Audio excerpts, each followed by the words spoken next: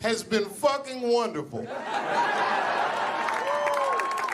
I don't know what to say, man. I don't even want this night to end.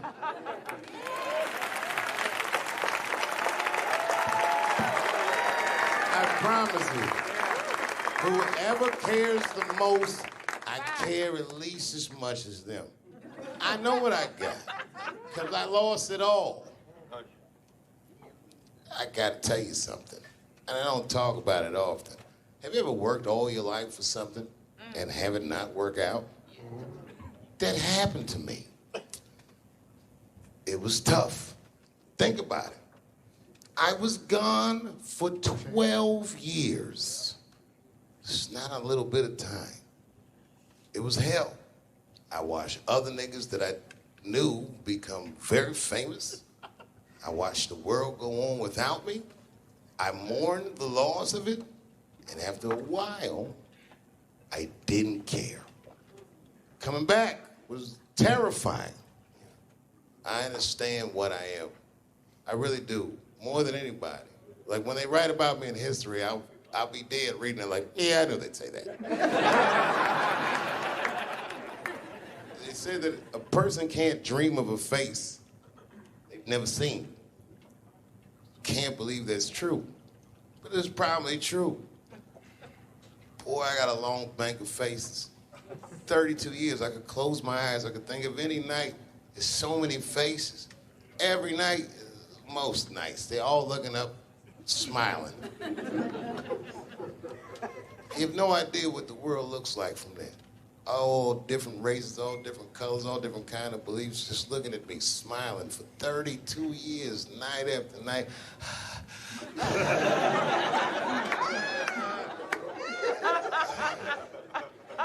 No comedian take that for granted.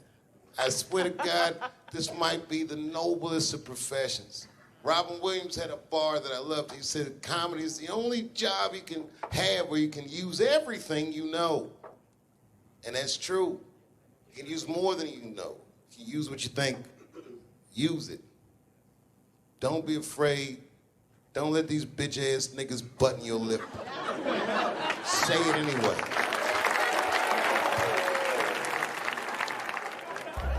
I first became aware of Dave Chappelle right around before the first Nutty Professor, because I was supposed to play that role that he played. And then I kind of saw him, and I was like, hey, that guy, right, that kid would be funny playing that role. I try to be peaceful, but now it's time for Reggie to karate-size your ass. Woo! Dave is so much smarter than everyone. Like, Dave is one of the most, maybe the most intellectual comedian ever. It took us 400 years to figure out as a people that white people's weakness the whole time was kneeling during their national anthem. That's a brittle spirit. That's right, nigga. On the rockets, regular. Ah! Ah! What are you doing, nigga? Stand up! He stretched the art form and his impact on the culture. He is the voice of his generation, without question. Nobody's even close to him.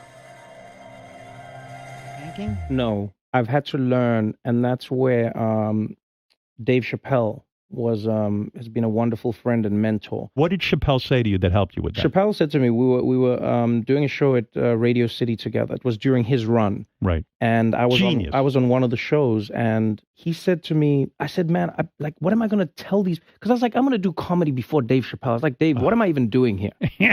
And Dave That's said, great. and I said, I don't even know if I'm funny enough to be here. I said, you're nice, and I think I'm a really funny guy, but what am I doing here? And Dave said, look, man, he said, you don't understand something. He said, you're not here because you're funny. He says, I know 100 funny motherfuckers out there. He said, you're here because you're interesting. And he said, anyone can be funny. Not everybody can be interesting. Not everyone can make an audience listen to what they're saying. Not everyone has a wealth of life experience that makes people want to know what they have in their minds. And so that changed my perspective on silence. And so now, if I can hear that an audience is listening, I'm engaged. Well, that is a great piece of advice, not only for comics, but for anybody. Right. Because, wow, the thing that I love about Chappelle, and you just identified it, is He will go. He's interesting. And he is an interesting guy. He's the most interesting man I've ever met. That's what makes Dave Chappelle. Many people are funny. There's a lot of funny stand-up comedians all over the world. Yes. But what makes Dave Chappelle is that he is interesting. It's how he sees the world between the jokes. But all jokes aside, Kevin Spacey shouldn't have done that shit to that kid. He's 14 years old and was forced to carry a grown man's secret for 30 years. Jesus Christ, he must have been busting at the seams with that one. The saddest part is, if he were able to carry that secret for 6 more months, I would get to know how House of Cards ends. Loved was, I can't believe that I've been in this business long enough that we're like the older guys now. It always blows my mind that I'm like 5 years older than Dave Chappelle because he was already a made guy when I came in. So I always look at him like he's got 10 years on me, you know, or 15. And, you know, just when I watch his act, I'm like, this guy's clearly been doing this a good couple of decades longer than me. And the reality is I think he's only been doing it like 6 years longer than I have or something like that. He's fucking amazing. And what I love, too, is just he's that same... with all that's changed, everybody getting offended, all of this fucking crap, how you get in trouble, he hasn't changed at all. He's just like that same guy that I saw way back in the day when I used to go to the Boston Comedy Club and watch him go on at like 2 a.m. and just start murdering at 2 a.m. And I remember I used to always sit there going, how do you do that? How are you that funny at 2 a.m. in front of a crowd that gave up on the show like an hour ago? And they're tired and they just want to go home. That second he steps on stage, boom, he just starts fucking killing. Dave's a beast. Dave's a beast, man. That's the only man that puts a little fear in my heart. I'm like, okay. It's real. What's he doing? Do you watch him? Do you watch him? Totally. You study? Totally. I got Chappelle. I got an app. I follow him. I'm like, you know, my man Prince Paul always says, competition keeps you in condition. True. You know? So, yeah, that's my man right there. The other real special shout out I gotta make, because none of this would have been possible on any level without this person, is my mother. Mom. My mother.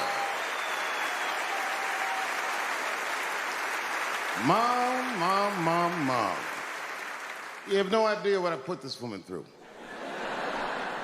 If you had just given birth to me, that would have been more than enough. But the fact that she raised me and raised me well, we had a real oral tradition in our house. I knew the word griot when I was a little boy. A griot was a person in Africa who was charged with keeping the stories of the village.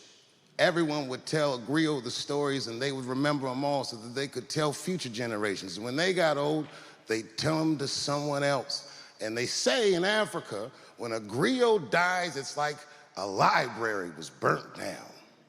And my mother used to tell me, before I ever thought about doing comedy, she said, you should be a griot. And she'd fill me with every story of black life. You know, she's educated in African-American studies, and she would let me understand the context that I was being raised in, that I'm being raised in a hostile environment that I have to tame. By the time I was 14 years old, I was in nightclubs, mastering an adult world. It was terrifying. The crack epidemic was going on, and my mother would hear gunshots outside and be scared to death. Maybe it's my son. But early in my career, if you remember, Mom, you used to sit in the club with me. She'd do a full day of work. You'd be back there falling asleep, just waiting for me to go on. She would watch my show every night. Do you know how long that car ride is home?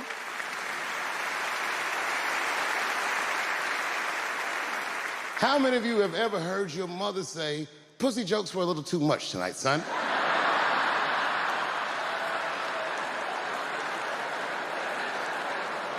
I was a soft kid.